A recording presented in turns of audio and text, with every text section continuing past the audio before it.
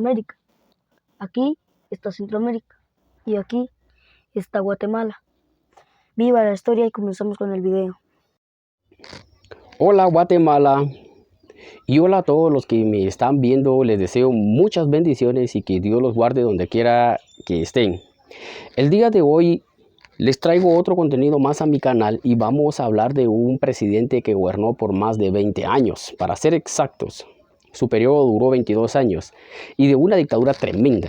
En esta ocasión yo he decidido narrarles la historia de este gobierno por fases. Sí, así es, les contaré la historia en 4 fases.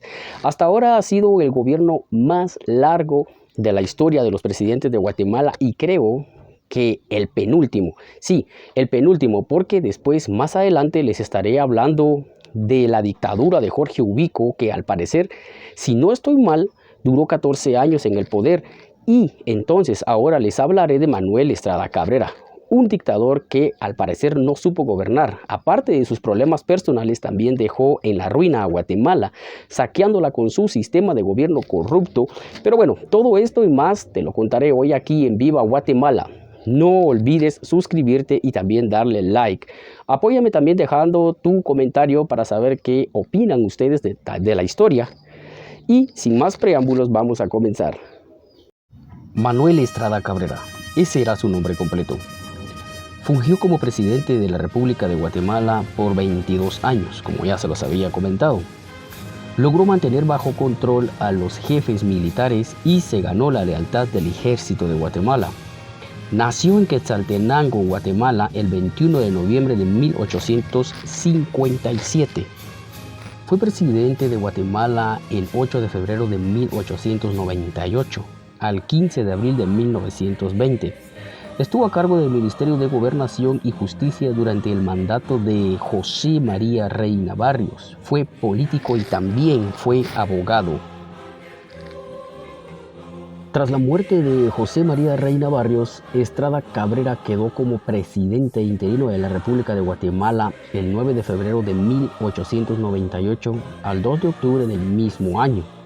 Algunos sospechaban que Estrada Cabrera estuvo implicado en el asesinato de Reina Barrios, pero nunca se presentaron pruebas, solo fueron puras especulaciones.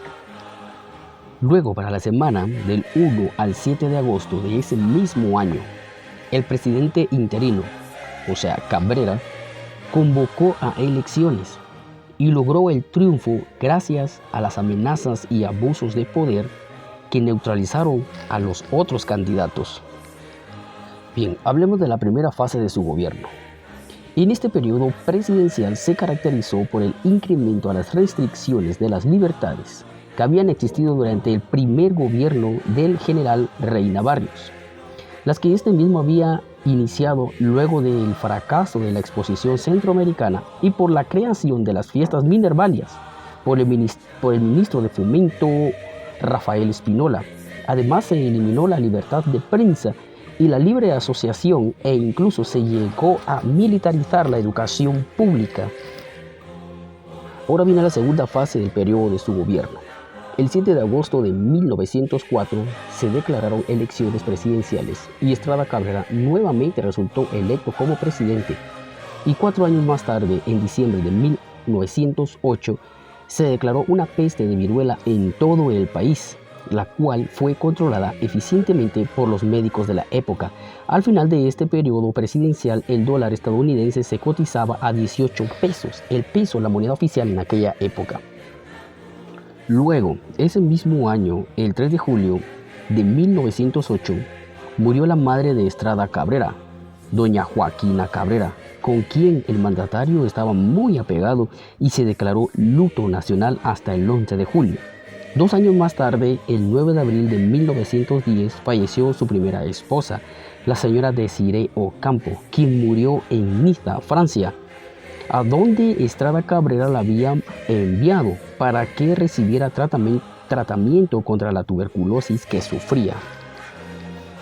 Luego, en ese mismo año, falleció también su hijo Diego Estrada, primogénito del presidente, quien se suicidó por la tuberculosis sufrida debido al tratamiento que recibía por una enfermedad venérea que había contraído mientras era estudiante en los Estados Unidos. Empezamos con la tercera fase del periodo de su gobierno. Y el 8 de noviembre de 1912, tras una discusión con el presidente, también se quitó la vida a su hijo Francisco Estrada, quien acababa de regresar a Guatemala procedente de Europa. La bandera nacional fue izada a media asta. Los empleados civiles y militares llevaron luto por 5 días tras su fallecimiento. 4 años más tarde, el 30 de junio de 1912, fundó la Academia Militar bajo la dirección de oficiales españoles en el edificio que ocupa el cuartel de artillería en el Boulevard 30 de Junio, actualmente la Avenida Reforma. Y por último, la cuarta fase del periodo de su gobierno. En esta fase, para el año de 1916, Guatemala contaba con tan solo 2 millones de habitantes. Pero esto no impidió que los aduladores del presidente lograran que éste fuera reelecto nuevamente como presidente con la absurda cantidad de 10 millones de votos, tras forzar a las haciendas a enviar a grupos de mozos colonos varias veces a votar. En este cuarto periodo de Estrada Cabrera prevaleció el despotismo, aunque el sufragio universal era la ley. Las elecciones eran una farsa democrática, pues únicamente el presidente figuraba en las papeletas electoras y todo tipo de oposición estaba prohibido. Los ministros del presidente no eran más que simples asesores y los impuestos del Estado iban a parar directamente al bolsillo del presidente. Siguiendo el ejemplo de sus antecesores, Estrada Cabrera logró amasar una fortuna de 150 millones a pesar de tener un salario nominal de $1,000 anuales. En esta fase, el declive de la presidencia de Estrada Cabrera comenzó con los terremotos que se iniciaron el 17 de noviembre de 1917, arruinando algunas poblaciones alrededor de Amatitlán. El 25 y el 29 de diciembre de ese mismo año y el 3 y el 24 del siguiente, se repitieron los temblores en la República, pero con mucho mayor fuerza, de modo que destruyeron numerosos edificios públicos y casas. Finalmente, la Asamblea Nacional Legislativa, dirigida entonces por Adrián Vidaurre, quien había sido un alto funcionario durante la mayor parte del gobierno cabrerista, declaró mentalmente incapaz al presidente para gobernar y designó al ciudadano Carlos Herrera y Luna como presidente interino. A partir de ese momento, hasta quienes le apoyaron y alabaron durante su largo gobierno le dieron la espalda. La Asamblea Nacional declaró a Manuel Estrada Cabrera mentalmente incompetente para gobernar mediante el decreto 1022 del 8 de abril de 1920. Entonces llegó la lucha armada y el presidente resistió desde su residencia oficial de La Palma hasta que fue derrotado tras fuertes combates durante la llamada Semana Trágica. Desde allí, Estrada Cabrera cañoneó con ayuda de los cuarteles Matamoros y San José a las fuerzas unionistas en un último intento de conservar el poder, que ostentaba desde 1898 y finalmente se rindió el 14 de abril de 1920 junto con el único colaborador que estuvo con él hasta el final, el poeta peruano José Santos Chocano. El resto de sus colaboradores y agentes del presidente fueron encarcelados y otros huyeron a otros países.